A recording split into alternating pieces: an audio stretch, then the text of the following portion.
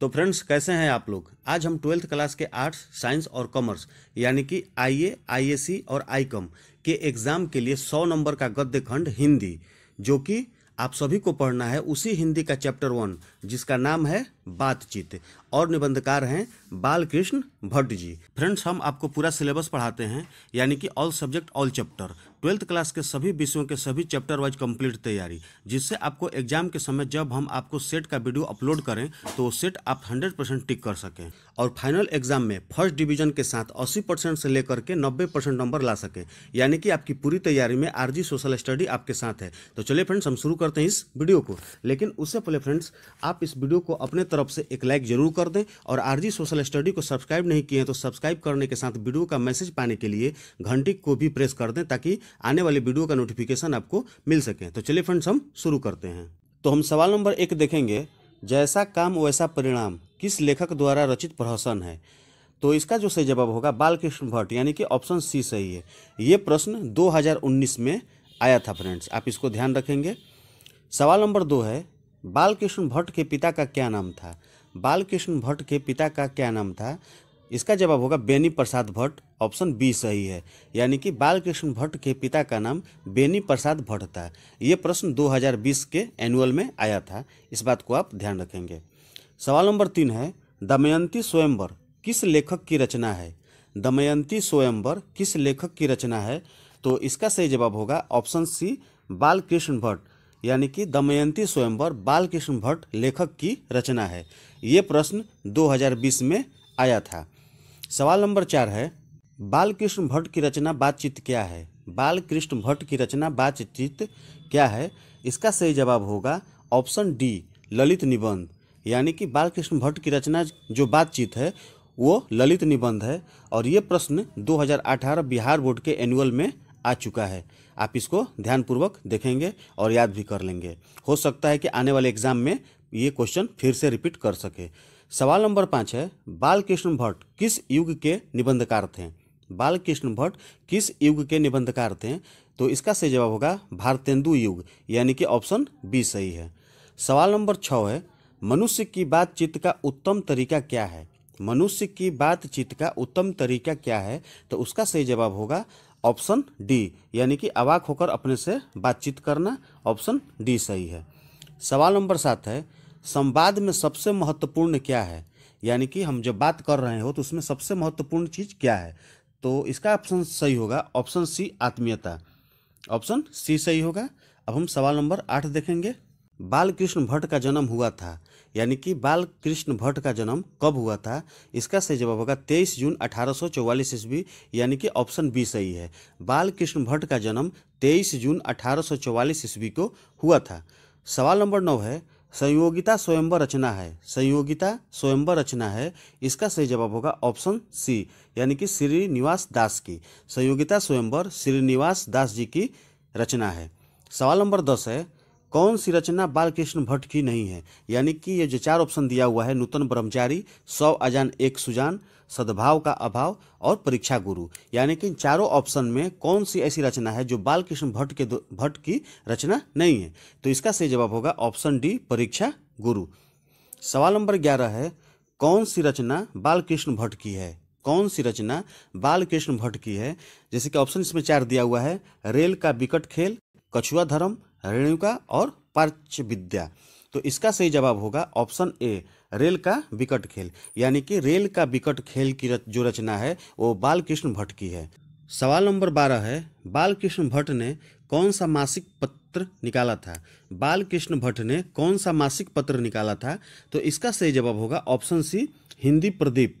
बालकृष्ण भट्ट ने हिंदी प्रदीप मासिक पत्र निकाला था। सवाल नंबर 13 है, बातचीत किस विद्या की रचना है। बातचीत किस विद्या की रचना है। तो इसका जो सही जवाब होगा ऑप्शन डी निबंध, यानी कि बातचीत जो है निबंध विद्या की रचना है। सवाल नंबर 14 है, रॉबिन्सन क्रूसो ने 16 बरस के उपरांत किसके मुख से एक बात सुनी। रॉबिन्सन क्रूसो ने 16 बरस के उपरांत, यानी कि 16 बरस के बाद किसके मुंह से एक बात सुनी। तो इसका जो सही जवाब होगा ऑप्शन ए फ्राइडे से, यानी कि फ्राइडे के मुंह से उसने एक बात सुनी। अब सवाल नंबर हम 15 देखते हैं। सवाल नंबर 15 है, बातचीत शीर्षक निबंध के निबंधकार हैं। तो फ्रेंड्स, आपको पता होना चाहिए कि ये जो अध्याय अभी चल रहा है वो बातचीत ही चल रहा है और इसके जो निबंधकार हैं वो बालकृष्ण भट्ट जी हैं। ये आपको भी पता है। अगर आपको पता है तो आप हमें कमेंट बॉक्स में लिख सकते हैं कि बातचीत के शीर्षक के निबंधकार कौन है। तो फ्रेंड्स, इसका सही जवाब होगा ऑप्शन डी, यानी कि बालकृष्ण भट्ट। बातचीत शीर्षक निबंध के निबंधकार बालकृष्ण भट्ट हैं। सवाल नंबर 16 है, बातचीत के माध्यम से बालकृष्ण भट्ट क्या बतलाना चाहते हैं। यानी कि बातचीत जो ये हमारा अध्याय है, इसके माध्यम से बालकृष्ण भट्ट यानी कि जो निबंधकार हैं वो क्या कहना चाहते हैं, क्या संदेश देना चाहते हैं। तो इसका जो सही जवाब होगा ऑप्शन ए होगा, बातचीत की शैली। सवाल नंबर 17 है, भट्ट जी को किसने अंग्रेजी साहित्य के एडिशन और स्टील की श्रेणी में रखा है। भट्ट जी को किसने अंग्रेजी साहित्य के एडिशन और स्टील की श्रेणी में रखा है।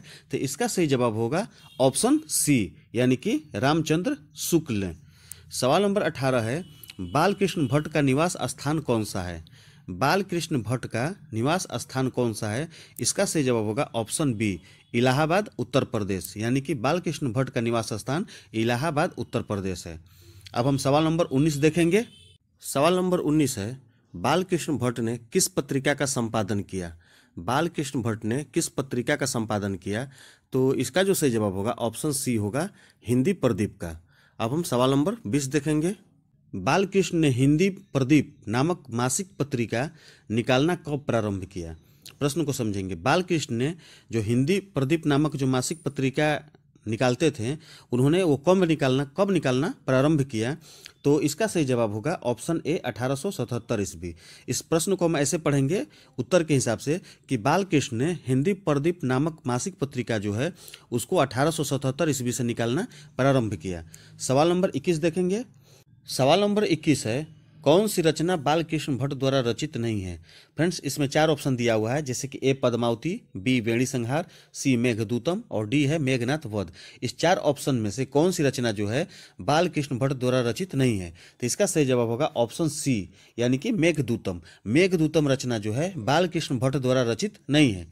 सवाल नंबर 22 है, कौन सा उपन्यास बालकृष्ण भट्ट द्वारा रचित है। यानी कि बालकृष्ण भट्ट ने कौन सी उपन्यास की रचना किए थे। तो इसका सही जवाब होगा ऑप्शन सी होगा, 100 अजान एक सुजान।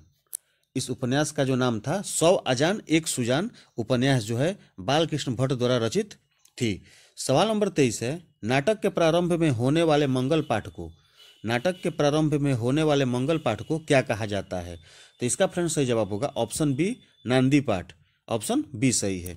सवाल नंबर 24 है, रॉबिन्सन क्रूसो को कब तक मनुष्य का मुख देखने को नहीं मिला। तो इसका जो सही जवाब होगा ऑप्शन सी, 16 वर्ष तक। यानी कि रॉबिन्सन क्रूसो को 16 वर्षों तक मनुष्य का मुख देखने को नहीं मिला।